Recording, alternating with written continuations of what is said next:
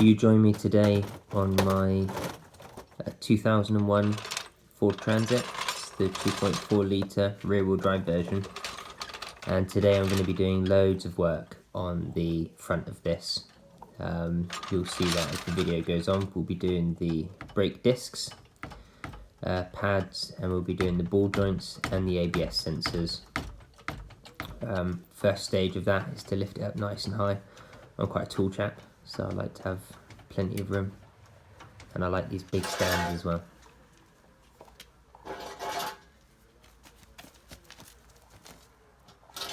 I tried to push them under with my legs and not get under there while it's just on the jack.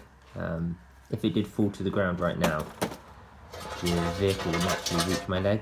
The suspension would bottom out long before it hit my leg. But better safe than sorry with these things. That's why I use these massive stands. They're overkill. These things could hold up a lorry.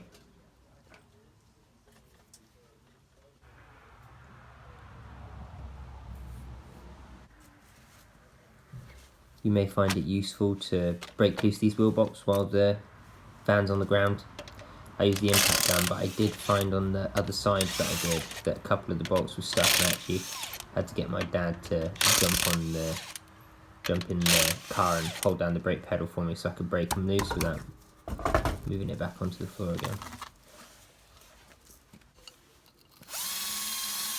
So what I'm doing here is just trying to clean out, there's a couple of bolts that hold the hub onto the disc. Sorry, that hold the hub onto the knuckle, actually, these ones. And I'm just trying to clean out some of the rubbish in there, and I'm also just lubricating the bolts that hold on the disc to the hub. So these are actually T50s. I know I showed a T45 there. I put the T45 in first, and then I give it a little wiggle with the ratchet. This pretty much just breaks loose any of the crud that's in there. Just makes it easier for you to get in the next size up. And then in with the T50. I actually snapped one of these when I was doing this because they're quite tight, so better to have some spares if you've got any. And what I do is I apply a lot of pressure going in, I really push on it, and then I very, very gradually increase the pressure going down, because I'm trying to be very careful not to round out any of the bolt heads. And you can see once they start moving, in my case they came out fine. They don't come all the way out, you have to get in there behind with something and sort of poke them out. Just removing the split pin. There's no actual drive shaft here, this is just, essentially it's just there for an ABS reluctor ring, which you'll see in a second.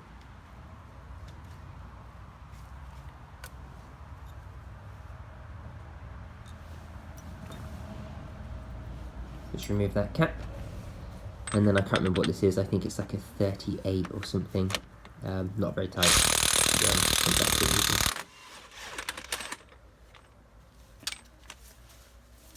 You see, I went to go and hit it there with the top of the hammer. That's a bad habit that you can get into.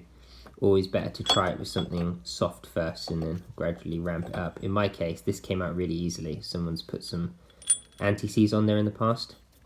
You might struggle with yours a little bit more. If you do, just try and punch it out with a drift. So now with this drift, I'm going in from the back, and I'm just trying to push out those bolts from earlier. You'll see it magically appear in a second. There it is. It'd be a bit fiddly to get these out. You don't, strictly speaking, need to remove them, but I prefer to. You can see how rusted the ends get. You can see in there they just corrode pretty badly. So that's why I like to go in there with the smaller size and then break it loose with the bigger size.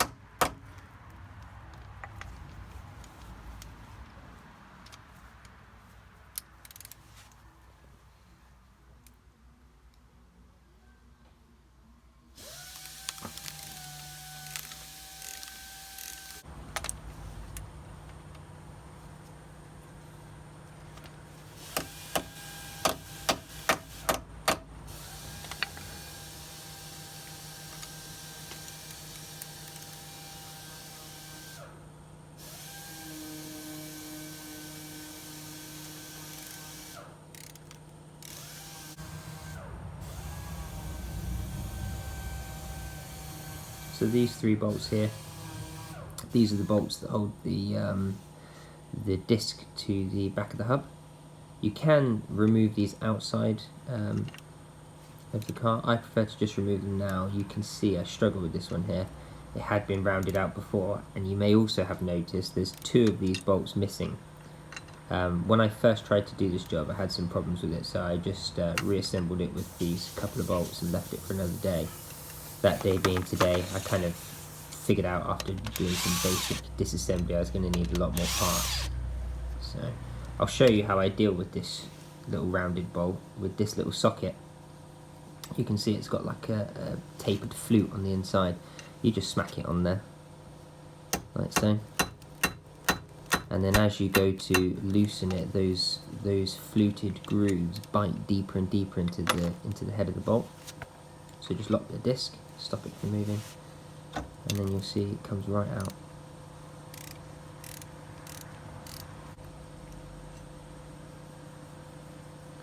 So strictly speaking, at this stage there are no more bolts holding in the hub to the knuckle or the disc to the hub.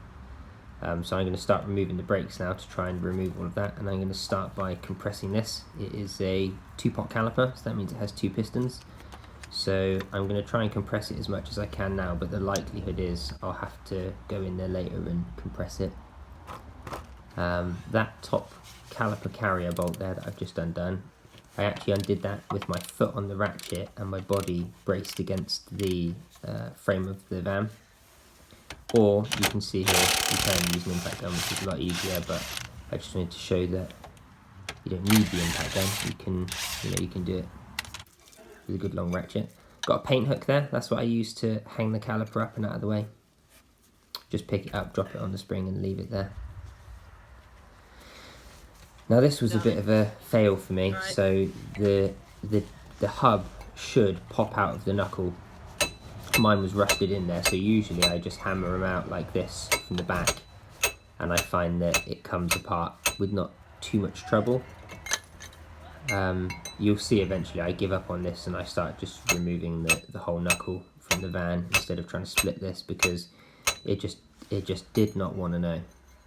No matter what I tried, it was just a bit much, and I actually ended up damaging it when I took it off, which you'll see later. But all repairable stuff, so it wasn't a problem. It's just the kind of things that you might run into.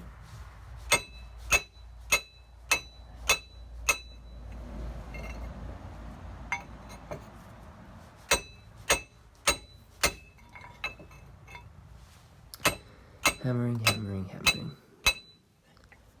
I wanted to leave all this sort of footage in here just to show you sometimes what's involved in a job, just give you a better idea. But if you're looking for something specific, no need to sit through it, just skip to the part that you want. I think this is the point where I was feeling defeated. One last attempt at being Hercules, but it didn't work.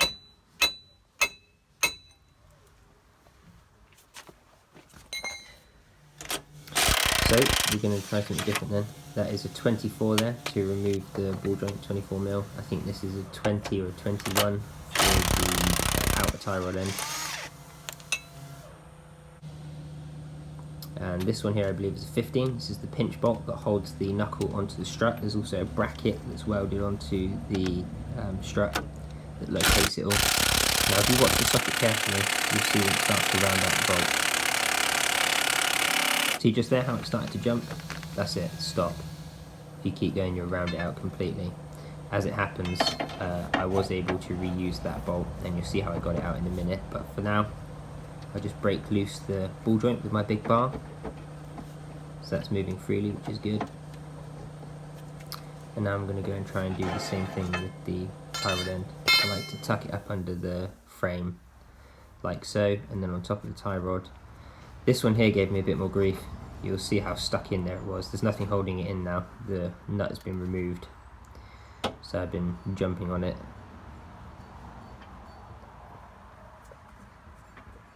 And I weigh about 90 kilos, so not an unsubstantial amount of weight to bounce on it. Anyway, it didn't want to know, so I thought I'd try some shock tactics.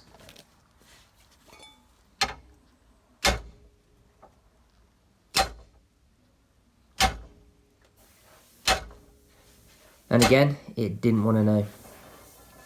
So in the end, I resorted to Old Faithful, really. I tried tapping it here. This generally works on small cars and stuff, but on big vans and commercial vehicles, you often need tools pretty much to help you remove them. So I decided just to try and heat it up and soak it out with a little bit of WD-40, and this approach worked perfectly. You see here, first try. I did also get a much bigger hammer, you'll see. It's like a sledge, just came straight out.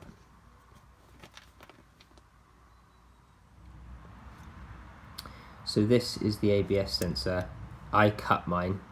You can by all means try to remove it. Mine was stuck in there completely, and you'll see why later.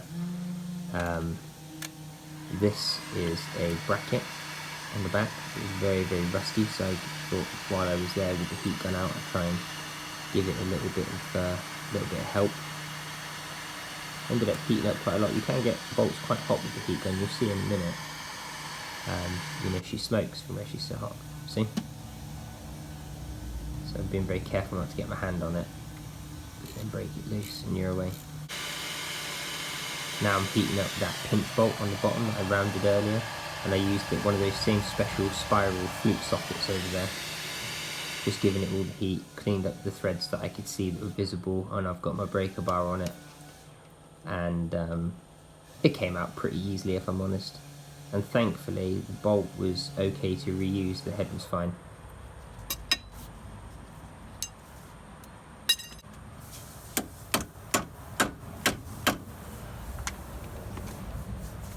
Again, there was a little impact then.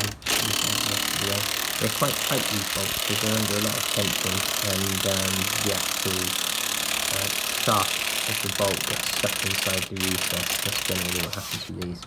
So when you put them back in, just pop on a little bit of copper grease or something. You see there, see all the rust on it. That's how they get stuck. Grim. And now we can pretty much pop it all apart. Just going to put a bit of penetrating fluid in there. I just use WD-40, works great.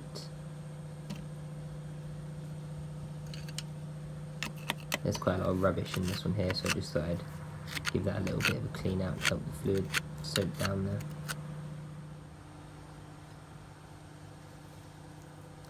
And then there's a little flat part there which I just hammered on. Yours may not come out as easy as mine. The other side I had to hammer on an awful lot. This side just decided to fall off, which is nice. And then this is the back of it. You can see there's quite a lot of rust and debris in there, so I'm just going to try and clean out some of it with the wire wheel and the drill. It wasn't really that effective, if I'm honest, but if you've got some better wheels, you might have better luck.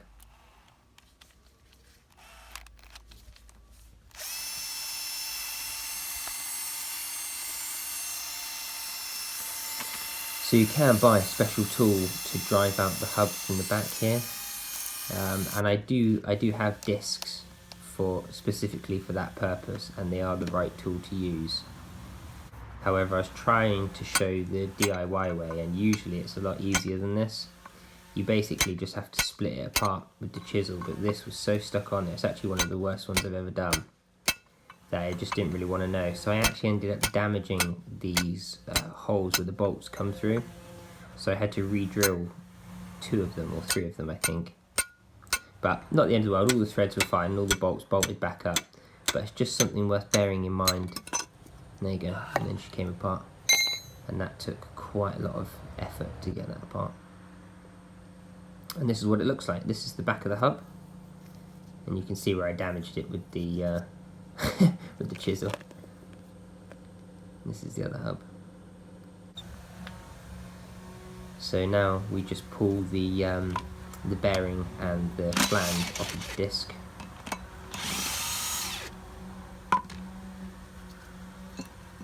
They get stuck in there just because of corrosion. They are loose. Sometimes you just have to get in there with a hammer and stuff and just persuade them apart like I'm doing here. There we go. And that's it. We'll keep the flange and then the discs can go in the bin. And what we will do, we don't really want to bolt the wheel back up this with all of the rust on it. So I'm going to go around it with the angle grinder, just clean everything up, make it as good as it can be.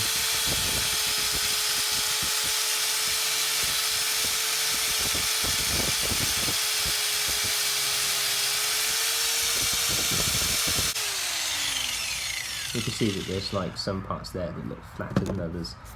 It's because you can take off some of the rust. Same on the back side, just like clean it up a little bit while I'm there with the grinder out.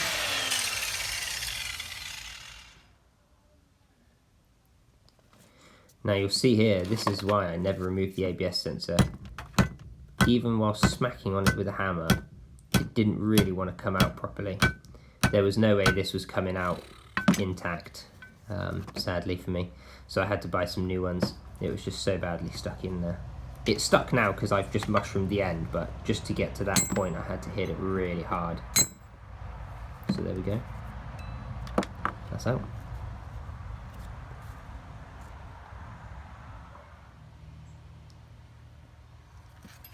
So I'm just going to try and clean out that recess as best as I can to accept the new sensor without too much grief and aggravation. And also hopefully in future it will come out properly. Clean out inside here as well, where it goes onto the strut. So this is what I damaged earlier, and you can see I can drop the bolt through these ones no problem, and then this one here, no chance. So I've put a drift through the other side to stop it from spinning when I get the drill in there. And then all I need to do is just widen out the part that I've mushroomed over. So this is the circuit that holds in the ball joint. You can see it's got a split boot there and it's starting to let some grease go, which is a shame. The other side was much worse, so I just decided to do them both at the same time. Now what I like to do is just get my massive chisel and just give it a good smack. You can either do one of two things. You can either turn it around, so you can tap it around so you can get underneath one side of it and then you can just lever it out with the screwdriver, or you can do what I do here, you'll see in a minute. I just snap it in half. There we go, see it just came in part there. So that's one half of it, and it just tucks inside a groove to stop the ball joint from being pressed out. So I do have the special tool to do this job. I do have a ball joint press. However, if you have a ball hitch or something that you can put it in like this, you'll see that you can just chisel out the old one. It does take a fair bit of work, but you can see it's totally doable.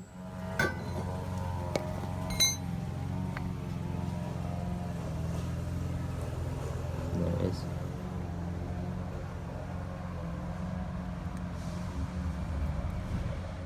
So here's the part number for the ball joint, in case anybody's curious. These ball joints are pretty good quality. They don't have a heat shield, which is a bit of a shame, but they were cheap. They were like £6 each, so I'm not going to complain too much. And they work just fine. Now again, I do have the special tool here to press in the ball joint, and I even have a press in the back of my van as well. And I have like a little screw wind tool that will press them in. I'm going to install this one here just with a hammer and chisel, just to show you that it's doable without destroying the thing.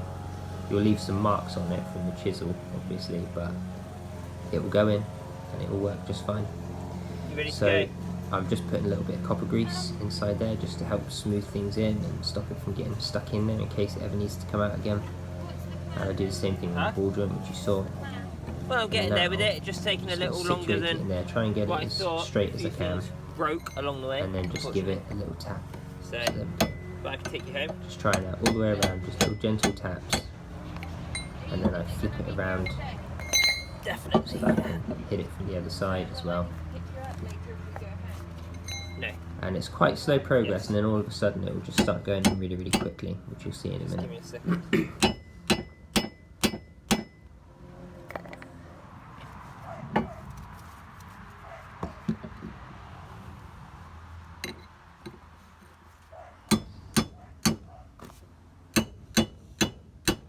I will say the downside about this process is the reason why it's harder is because you don't really put it in perfectly straight. You sort of have to tap down one side a little bit more and then the other side, so it's getting a little bound up, but it doesn't actually damage the ball joint itself.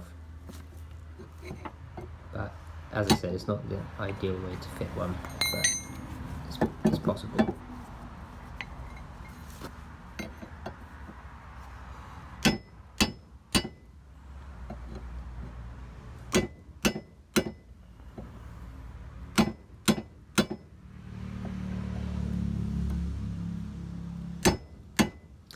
See, there went quite a lot that time, and then I'm pretty sure that from here it drives in the rest of the way pretty easily. There you go, boom, boom, pretty much right the way down there. That's it. It's installed, and then you just put your snap ring on the other side, and then you're away. So you can see there's a little bit of marking, but nothing is damaged. Everything is going to work absolutely fine. So you just need to put in this little snap ring. Just stops the ball joint from popping out at any point. I just used a little pair of pliers. You can get special pliers to do this job. And then I just push it back into the groove. I tried to put mine on as far in as possible and then pull it back out, and then it just snaps into place.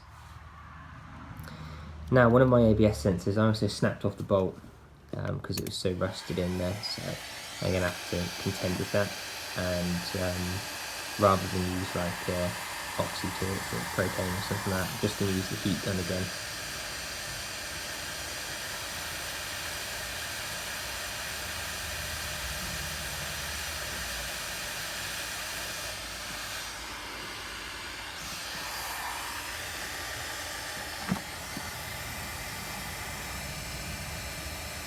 It doesn't really take much to heat this up, if I'm honest. Relatively easy.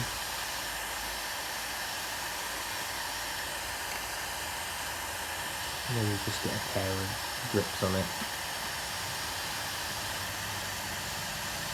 And then try and break it loose. If that didn't work, sometimes you have no choice but to grind it off and then drill it out. But when you've got so much of it here, like I have within snap off flesh, I've got quite a stub there to work with, you've got a really good chance of getting it out, no problem.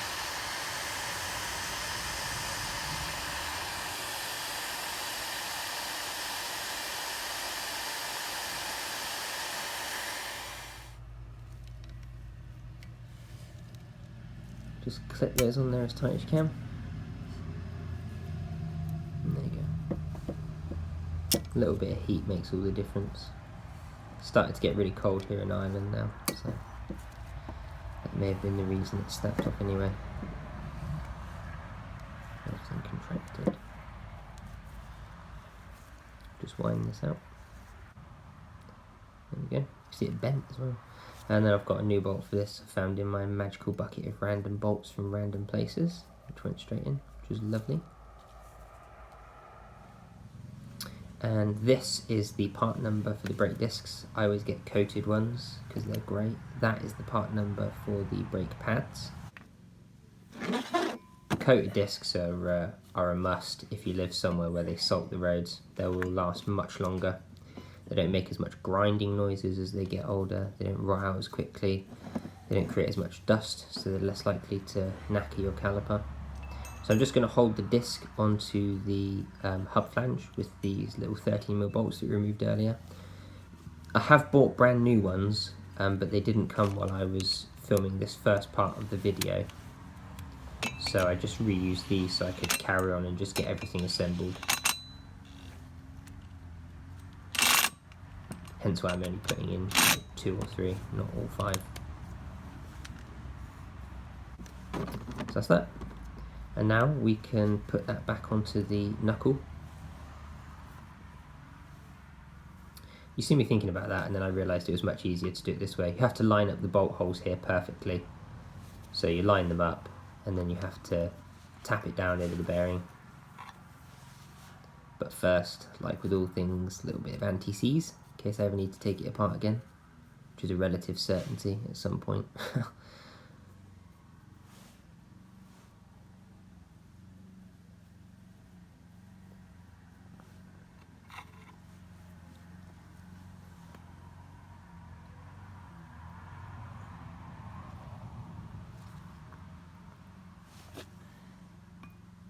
Just take a couple of seconds just to make sure you're getting it lined up properly. Once it's lined up, give it a few taps with the hammer, I don't tap mine all the way, and I just wait until I can get a bolt started, just in case if it's ever so slightly off and I need to readjust it. I don't want to have to take it all apart again.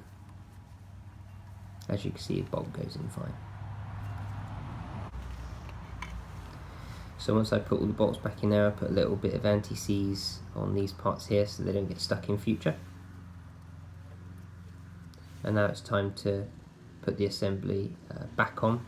Put a little bit of anti-seize here on the bottom of the strut as well, and that pretty much completes the preparation for reassembly. It's just time to put everything back on.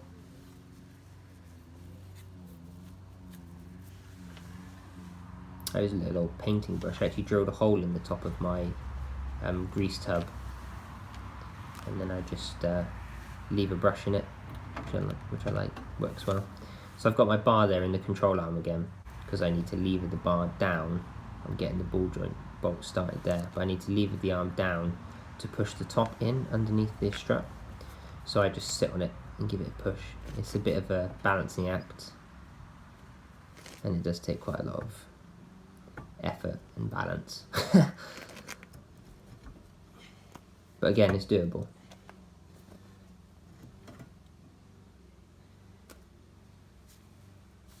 So I did get this started, but it started to slip away, and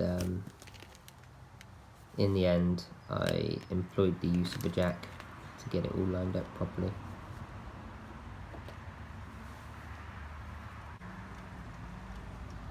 And there she goes. So I lifted it up a little bit and I could see that it was going even more off center, so I just tried to pull it straight again, and then I pull the jack handle towards me with my arm, and then I lift the jack up again by pushing it with my foot. So I just lift it up towards me while holding everything in place, and then I push it down to lift up the disc a little bit, and then I just repeat doing that while keeping my weight on the bar to keep it all centered up. So that's it there. I've got it started so the bar can come out.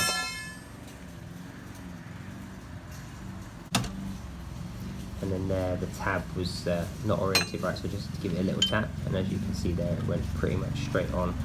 And then I just took it the rest of the way home with the jack. Just saves hammering on things, especially since I just put a new ball joint over it. Hit it by mistake and damage the thread. So this is that bolt that we had to get out earlier with that little bolt remover, but it actually was good enough to be reused. So I just put it back in with a bit of anti-seize on it.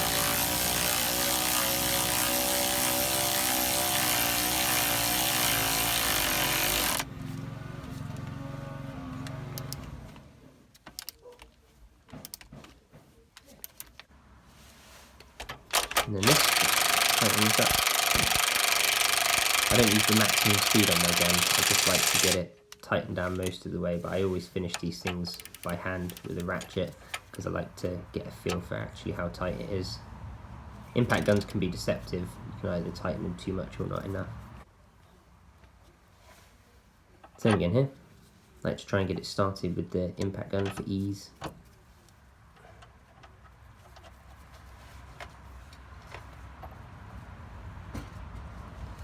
But you'll see here, watch it just spin. See there, it just spins. So it's not actually tightening up, so there's not enough weight on it, and the joint itself is just spinning because it's got too much movement. So I've just put the jack under it, just taking the weight of the suspension, but still keeping it on the stand, and then it just gives it enough pressure for the impact gun to tighten it up. And then once again, just finish it off, make sure it's tight enough.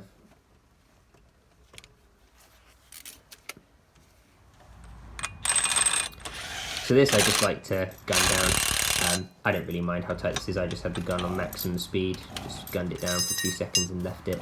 These don't need to be mega tight, but what I did do is I just turned it a little bit extra, which you'll see me doing now. And that was just so that I could line up the split pin. And there it is, just see I just get a couple of extra little tiny turns on it.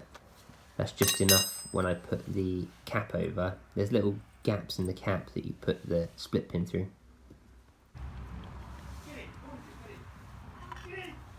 I think for some reason, I did put anti-seize on it. For some reason I've got these 2 clips the wrong way around, but it don't really matter.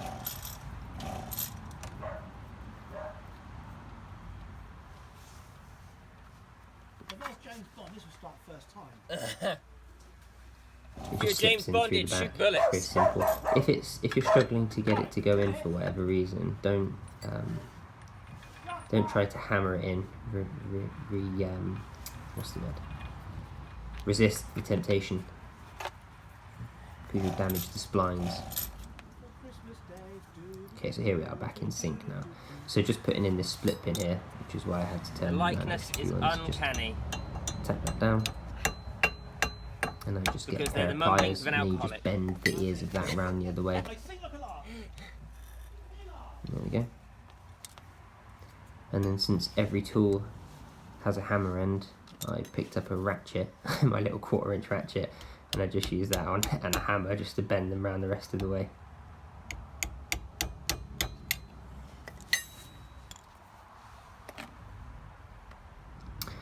And there we go. Now I'm just cleaning up this carrier for the brake pads. Very simple, just go over with the wire wheel. I lubricate the pads themselves. I tend to really get much lubrication on these. Sometimes I do, sometimes I don't.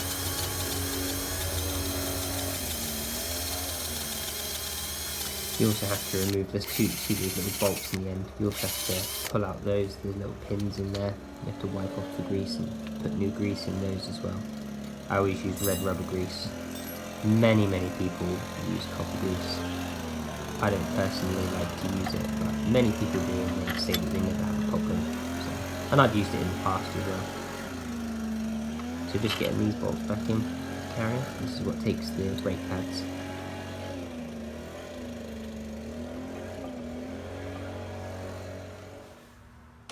And then just tighten those down. Of course I had the gun setting on loosen, something I do all the time. There we go. 1 and 2.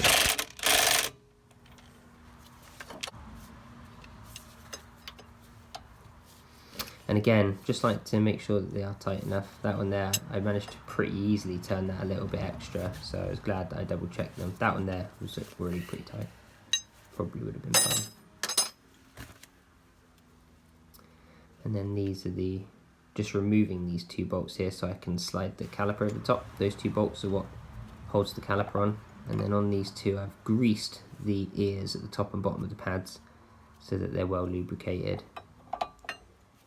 You can see there's a bit of grease there. And it's got these little spring clips that tuck in on the top, and it's got a little wear indicator on the back pad, that little silver bit. So, like I was saying earlier, this is a twin piston one. My rewind tool only does 1 piston at a time, so what I tend to do is just rewind the one side and then just put a screwdriver in the other side and just pry it back a little bit. It works fine.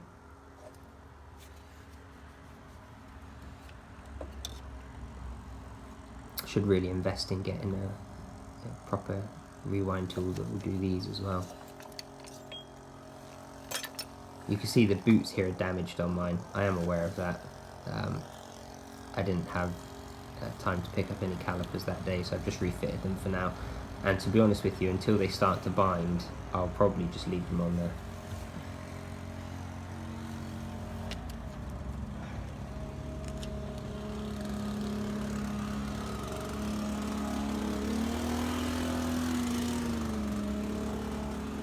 Just get these 2 bolts here started. These 2 bolts do not need to be very tight at all, so you just want to be careful that you don't over tighten them. I am using the big gun here, but I'm not using it on a high speed. It's quite a low speed, and I also don't hold it on the trigger for very long.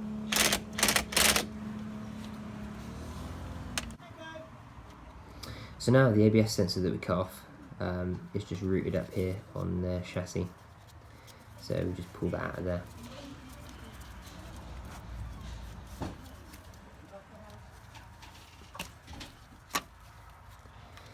And then it tucks through a little hole up here. Yeah, thank you. It goes into the engine bay. You can see it just there. I'm good, but thank you. Yeah. No, I'm good. I'm good. I'm I good. did try to force it through, but Thank I you. quickly gave up on that idea. It was just as easy to go through to the other side. Get on with it.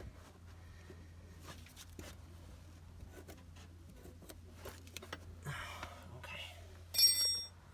You don't need to push it through. I only did that to try and show something easier on video. You can see here I don't have a great shot, but you can see there where the connector is. So you look up over the frame and then you'll see it. I get my hands up either side of the frame rail at the front, and I just disconnect it, and then you can see that I just pull it back through. So that is the connector that's up there, and there's a little tab behind it that it clips into, and that bit there that I'm pressing with my thumb is the release. That's how you pull it apart. It's getting very dark at this point in the day, but this is the part number for the ABS sensor. So you just get it connected. At this point here I was trying to rush to beat the dark, and I'd forgotten to put this bracket on. Obviously it would be much easier to fit the wire into that if you've already bolted on the bracket. I was just wanted to get the ABS sensor fitted, and I was thinking I'd bolt it up afterwards. Clips in there. I put a little bit of grease in these just to make life a little bit easier. Get everything assembled easily. Sometimes these can be a bit of a pain actually. And then it's got this little Christmas tree fitting that fits into that hole there. And then you slide the rest of it up through here, ready to be connected on the inside.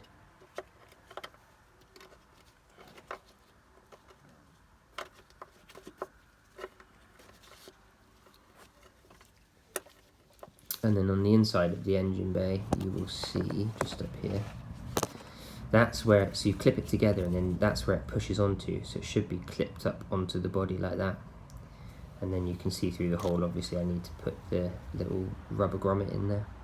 And I just did a little zoom out there so you could see roughly where it is inside the engine bay. So that's it, fitted up. Just need to put that top grommet in.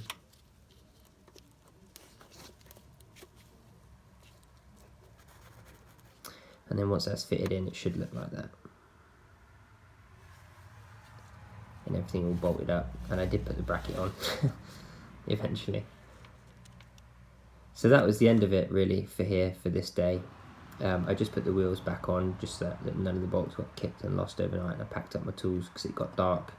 I didn't have time to put the bolts on for the brake disc, so I did that the following day, which will be the next shot basically. So this is the wheel I struggled with, even though I just tightened it down last night for whatever reason they got stuck. But this is the part number for the bolts. So if you have the same problem I do with those 13mm bolts, that's the part number. I got these from Ford and they were £16 for both sides, so not super cheap for a set of bolts, but not the most expensive either. Now, irritatingly, some of these bolts got stuck on. I couldn't get these out too often, like me, they were just stuck.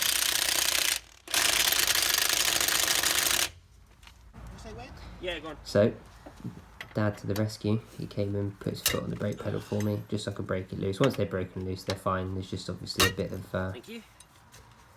spring tension in there, holding it on that the impact gun can't overcome. So that was that. It's amazing And that, then like, came straight off, no even though the problems. impact guns are really, really powerful, they just can't beat a breaker bar. Yeah, sometimes you just need a bit of Amazing how easily it got Yeah, stuck it's like just spring, overnight. It's like there's a spring tension. Just that goes to show you should put impact copper gun grease on can't the overcome. hub bases, which I Whereas the bar, didn't do just here. it's all clutch based, isn't it? yeah. So now I can remove these two bolts, which are just holding the disc in place for now, and I can put in my nice shiny brand new bolts.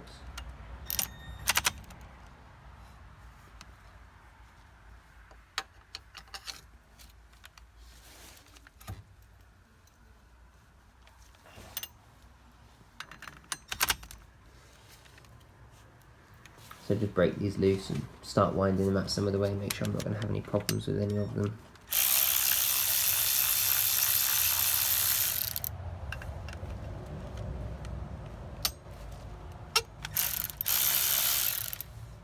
And then it's just time. I don't unbolt them completely because I want them to hold the disc in place. And then I just popped in all of the new bolts.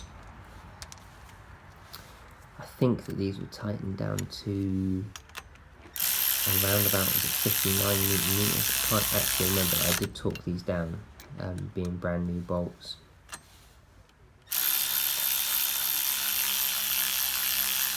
They also come with some thread lock on them, stop them from coming loose. Then these are just the last few bolts here. I'll just tighten these up, make sure this is pulled up nice and tight and everything is fitted where it should be. And now here I just go around, torque them all. They didn't need much, they were almost there, just a little turn each. And then they're right where they need to be.